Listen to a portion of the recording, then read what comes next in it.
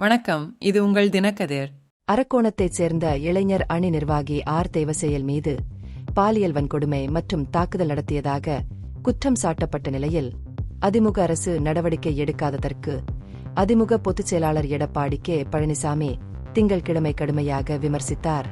தேவசெயல் மீது உடனடியாக நடவடிக்கை எடுக்கப்படாவிட்டால் அதிமுக மாநிலம் தழுவிய அளவில் மிகப்பெரிய போராட்டங்களை நடத்தும் என்று பழனிசாமி எச்சரித்தார். பெண்களை பாதுகாக்க தவறியதற்காக ஆளும் கட்சி பொறுப்பேற்க வேண்டும் என்று அவர் ஒரு அறிக்கை வெளியிட்டார். இதைத் தொடர்ந்து அரக்கோணம் பழைய பேருந்து நிலையம் அருகே புதன்கிழமை ஆர்ப்பாட்டம் நடத்தப்படும் என்று பழனிசாமி அறிவித்தார். பெண்களுக்கு எதிரான பாலியல் வன்கொடுமைகள் என்று அவர் குறிப்பிட்டதில் குறிப்பாக தேவசெயல் மீதான கடுமையான குற்றச்சாட்டுகள் வெளிச்சத்தில் இருக்கும்போது திமுக அரசு மௌனம் காத்ததை கண்டிப்பதே இந்த போராட்டத்தின் நோக்கமாகும். அந்த பெண் முதலில் தனது புகாரை அவர்களிடம் அளித்தபோது உள்ளூர் காவல்துறையினர் ஏஆர் பதிவு செய்ய தவறிவிட்டதாகவும் அவர் குற்றம் சாட்டினார். இந்த குற்றச்சாட்டுகளுக்கு பதிலளிக்கும் விதமாக அந்த பெண்ணின் கடத்தல் குற்றச்சாட்டுகள் இன்னும் நிரூபிக்கப்படவில்லை என்று காவல்துறை அதிகாரிகள் தெரிவித்தனர். மூத்த அதிகாரி ஒருவர் கூறுகையில், அந்த பெண் முதலில் தனது கணவர் தேவசெயல் தொடர்பான பிரச்சினைகளுக்காக பணப்பாக்கம் காவல் நிலையத்தை அணுகினார் என்றார். காவல்துறையினரால் நடத்தப்பட்ட கலந்துரையாடலின் போது இரு தரப்பினரும் ஒன்றாக வாழ விருப்பம் தெரிவித்ததாக கூறப்படுகிறது. புகாரின் திருத்தப்பட்ட பதிப்பு பின்னர் சமர்ப்பிக்கப்பட்டது.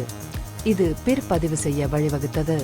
தேவசெயல் மீது வேறு எந்த பெண்ணும் இதுவரை வேறு எந்த புகாரும் பதிவு செய்யவில்லை என்று காவல்துறை மேலும் தெளிவுபடுத்தியது. இருப்பினும் தேவசெயல் தற்போது தலைமறைவாக உள்ளார். மேலும் இது தொடர்பான விசாரணைகள் நடந்து வருகின்றன. பிரில் கூறப்பட்ட கூற்றுகளை ஆதரிக்க அல்லது நிரூபிக்க சட்ட அமலாக்க அதிகாரிகள் தொடர்ந்து ஆதாரங்களை சேகரித்து வருவதாக கூறியுள்ளனர்.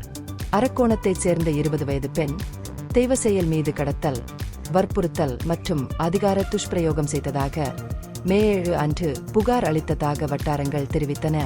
குற்றம் சாட்டப்பட்டவர் தனது திருமண நிலையை வெளியிட தவறிவிட்டதாகவும் தன்னையும் தனது குடும்பத்தினரையும் மிரட்டி திருமணம் செய்து கொண்டதாகவும் அவர் குற்றம் சாட்டினார். தன்னை ஒரு வழக்கறிஞர் என்று கூறி தன்னை தவறாக வழிநடத்தியதாகவும் தனது சொந்த விவாகரத்து வழக்கு தொடர்பான சட்ட பிரச்சினைகளில் உதவ முன்வந்ததாகவும் அவர் கூறினார். காதல் என்ற பெயரில் தொடங்கிய உறவு காலப்போக்கில் துஷ்பிரயோகமாக மாறியதாக அந்த பெண் மேலும் கூறினார். தேவசெயல் தன்னை பலமுறை மிரட்டியதாகவும் மற்ற கட்சி உறுப்பினர்களுடன் உடலுறவு கொள்ள கட்டாயப்படுத்தியதாகவும் அவர் குற்றம் சாட்டினார். மிகவும் கடுமையான குற்றச்சாட்டுகளில் ஒன்று ஜனவரி 31 அன்று நடந்த ஒரு சம்பவம். தேவசெயலும் அவரது கூட்டாளிகளும் தன்னை காட்டுப்பாக்கம் கல்லூரியில் இருந்து வலுக்கட்டாயமாக கடத்திச் சென்று உடல் ரீதியாக தாக்கியதாகவும் மேலும் அச்சுறுத்தல் விடுத்ததாகவும் அவர் கூறுகிறார்.